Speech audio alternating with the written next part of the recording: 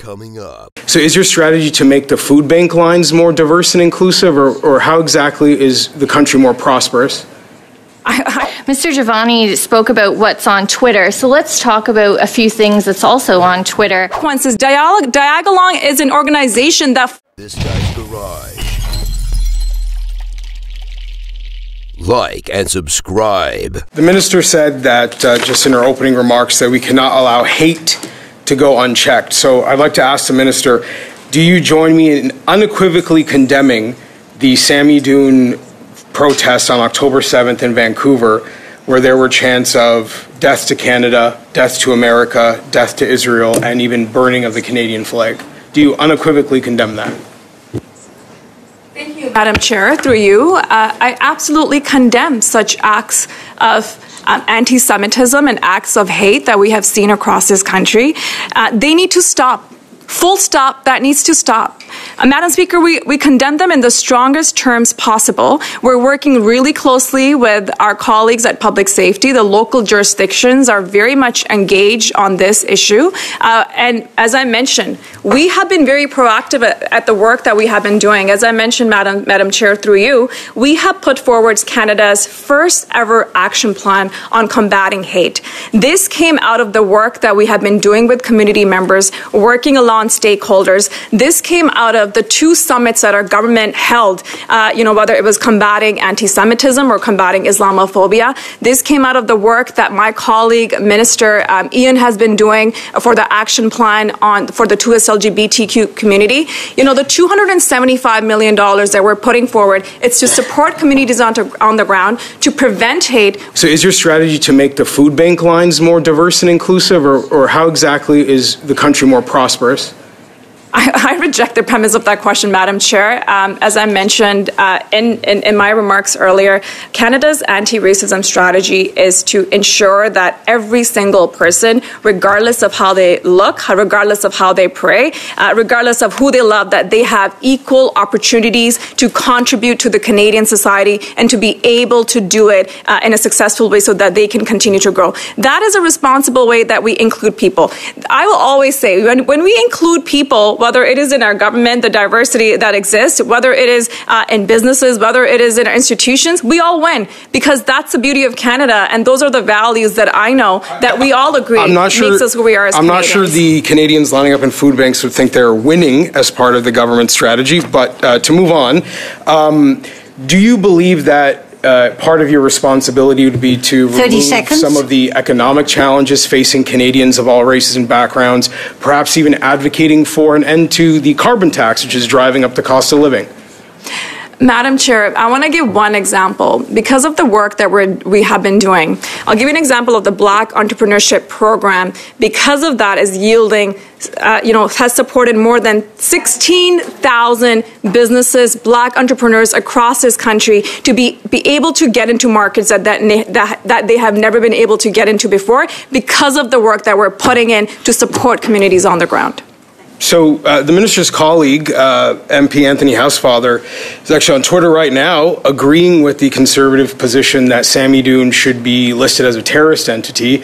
I wonder if the minister responsible for anti-racism would agree with her colleague, Mr. Housefather, and the Conservative Party on that position. Madam Chair, I'm not sure if my colleague was in the House during question period, and this was a question that was posed to the Minister of Public Safety, and I think he was very clear in his answer. Any indication or... Good enough for Mr. Housefather, so I thought maybe the party's position had changed since then. Madam Chair, through you, I think we can all agree any listing of a terrorist organization is not done by politicians, it's done by the advice of our national and security intelligence. We take public safety extremely seriously. This is a work that our intelligence does on a daily basis, with our Five Eye partners, and the minister, as he mentioned in the House of Commons today. I think the minister may want to meet with Mr. Housefather to discuss this, but okay, answer received. No, Madam Chair, I think it's important to get the answer on the record. I think it's important to get my answer on the record. Thank you. And as the Minister of Public Safety indicated, that he has urgently asked for an expedited advice from the National Security Intelligence, and he'll have an answer in the next coming days. I don't think that's fast enough for Mr. Housefather. I hope you guys can have a conversation. Mr. Housefather is not a member of this It's on Twitter. You can look at it. Okay. Let's move on. We'll keep moving. Does the minister support the government's black justice strategy as part of the anti-racism strategy? Absolutely. Thank you. Are you familiar with some of the radical criminal justice policies that your government's black justice strategy is considering at the moment? Madam Speaker, I think it's important to recognize that the work that we're leading, working alongside Black communities right across this country, is fundamentally something that we have heard from communities members on the ground of addressing systemic racism within our criminal justice system, which is important that we address. This is the work that my colleague, Minister Virani, is leading. There's nothing that has been, there's no decisions have been made yet around the strategy, but I know we're going to be working alongside community members to make sure that communities... Is the minister familiar with a document called the Roadmap for Transformative Change that was released this summer? Madam Speaker, this is a work that my colleague, Minister Virani, is leading. We have very meaningful conversations on how to address systemic racism within our criminal justice system, which we know... Your colleague, Minister Virani, described this document as, quote, history-making for the black community and, quote, important milestone for the black community. It seems like something the anti-racism strategy leader may be familiar with, but it sounds like you're not. So just to recap Point of order, Madam Chair? Yes. It's not appropriate for a committee member. They may ask their questions, but suggesting things that have not been said into the record is inappropriate. And I would ask that Mr. Giovanni just stick to his thoughts and not try to speak on behalf of the minister. She's more than capable of doing that on her own. Unless he would like to just continue with his questions, then committee can get back to it. That's not a point of order, Madam Chair. You know, as a black Canadian, I've been assured that the anti-racism strategy is a whole of government approach. And if my community is told by the Minister of Justice that something is, and I quote, history-making and important milestone for black people, that the leader of the anti-racism strategy would be familiar with it. I think that's a fair question. Nonetheless, some of the policies that are included in this include mass decarceration, reducing the number of incarcerated people by 30% over the next 10 years, decriminalizing a supply of 30 days worth of hard drugs, including cocaine, heroin, and meth, and also defunding police departments by removing 25% of federal grants from eligibility to police organizations. So the question I have is, do you support these radical criminal justice policies that your government has published as part of the Black Justice Strategy? 20 seconds. Madam Speaker, I think it would only be a conservative making a joke out of, making a joke out of systemic racism that we have seen an over-incarceration of Black and Indigenous people in our criminal justice system. To be making a joke about that is disgraceful. But I expect better.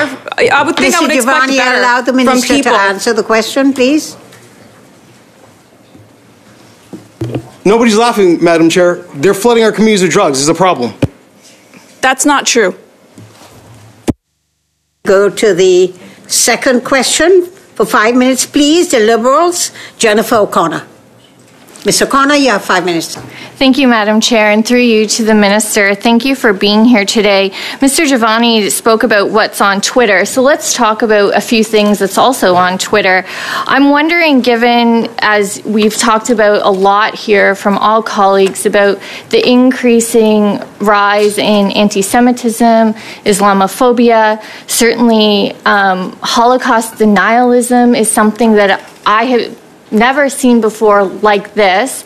And certainly I wonder if you think it would be helpful when members of the Conservative Party go and sit and dine with German politicians who actually within their party believe that the Holocaust was a hoax. I wonder if Conservatives who care a lot about what happens on Twitter posting and amplifying hateful rhetoric towards the Jewish community, and those members still sit in the front row of Conservative benches, have gone there's been no retribution or reprimand for promoting people who share hateful Holocaust denialism. Do you think that is helpful in the reduction of anti-Semitic hate that we're seeing in this country? Thank you, Ms. I think we're all shocked, and that's why I find it a bit rich every single time Conservative members would get up and talk about hate when their own members would actively meet with neo-Nazis from Germans and still not denounce and apologize for that. The fact that their own leader will go meet with white supremacists of Diagolon, which we know, an organization that fundamentally believe that people like you and I, Madam Speaker, do not exist in Canada.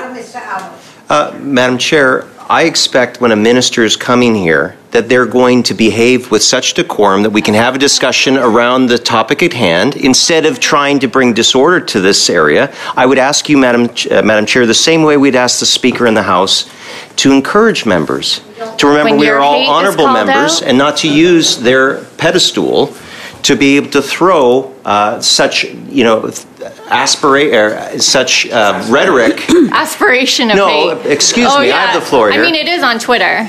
No, she's a minister of the Crown. This isn't a point of order. And simply throwing out things that cause disorder, Madam Chair, I believe is against the whole purpose of this meeting. I will allow the minister to answer. Go ahead, Minister.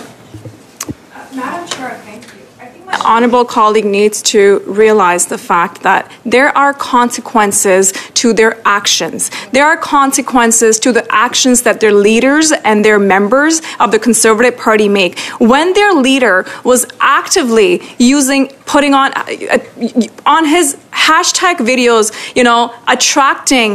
putting on hashtags on his YouTube videos that attract men who hate women, that has consequences. When he meets with a far-right extremist and do not denounce that has consequences. Diagolon is an organization that fundamentally believe that you and I, Madam Speaker, people of color do not exist in Canada. That has consequences. When they meet with neo-Nazis, German neo-Nazis, and do not denounce that they've done that, that has consequences for people on the ground. It is shameful for the Conservative members to sit there and pretend like they care about hate in this country when they know within their caucus there are people that court to this far-right extremists that has real consequences for people on the ground. We have seen that in our communities. We have seen that, unfortunately, lives have been taken away.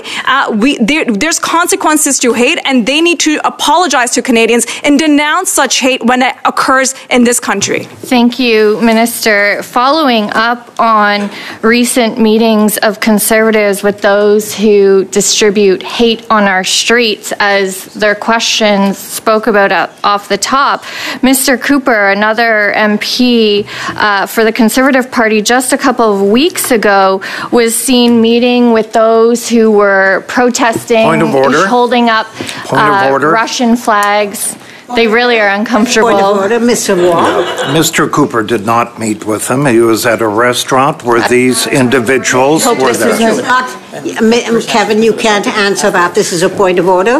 I think that what we see here is when we allowed questions to be asked about other members, about people like Mr. Housefather, about naming other groups as being hate groups, I think this is fair game to ask questions about groups that are considered to be hateful and who meets with them. And I think that this is a reasonable question to ask, and I think, Ms. O'Connell, go ahead.